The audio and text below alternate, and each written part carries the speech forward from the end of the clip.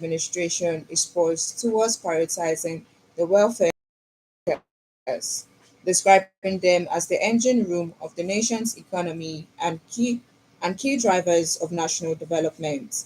President Tinubu laid this out on Thursday in a message posted on his official X handle. The vital role workers play in sustaining the nation's progress while pledging continued support to their well-being, extending his goodwill to all Nigerian workers across the sector and age groups.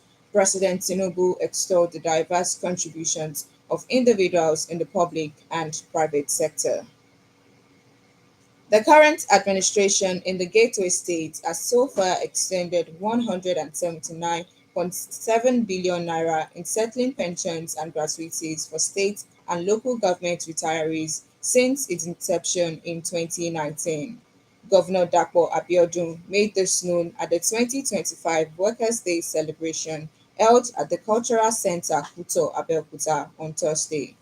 According to Governor Abiodun, the backlog of pensions from 2012 to 2017 had been cleared, just as the backlog of National Housing Scheme remittance has also been cleared to ensure easy access to mortgage loans.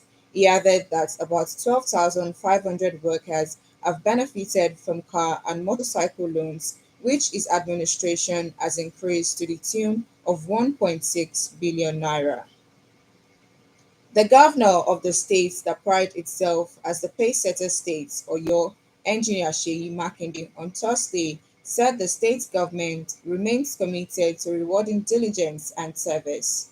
Engineer Makinde, however, frowned at the exploitation and underemployment by some members of the organized private sector, attributing it to a decline in productivity. In a speech at the 2025 Workers' Day rally held at the main bowl of the Lekan Salami Stadium in Ibadan, the governor informed that payment of unjust wages has made it difficult for workers to achieve financial stability or economic development.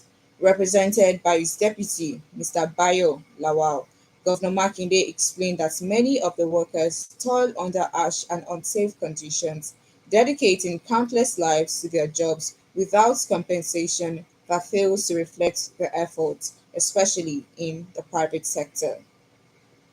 From abroad, Israel says its fighter jets bombed an area next to the presidential palace in Syria's capital, Damascus, as Prime Minister Benjamin Netanyahu promised to protect the Jewish religious minority following days of the deadly sectarian violence. Prime Minister Netanyahu said the strike was a clear message to the Syrian regime that Israel would not allow the deployment of forces from south of Damascus or any threat to the Jewish community. However, it rejected foreign intervention when Israel carried out strikes south of Damascus on Wednesday during clashes between Jewish gunmen, security forces, and allied Sunni Islamic fighters. The spiritual leader of Syria's Druze, Sheikh Hikmat al-Hijri, has condemned the violence as an unjustifiable genocidal campaign against its community and called for intervention by international forces to maintain. On sport, Flying Eagles head coach Aliyu Zubairu is confident that his boys will get better with time following their first Group B game at the ongoing Africa Under-20 Cup of Nations.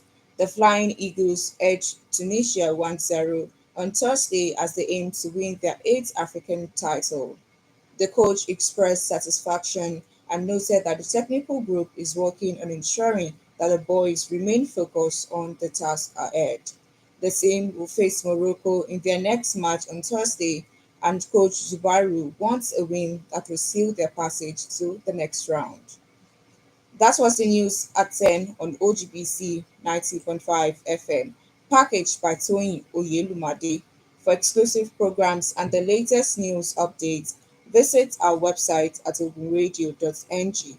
Follow us on Facebook at Ogun Radio Abelkuta and on X at OGBC 90.5 FM.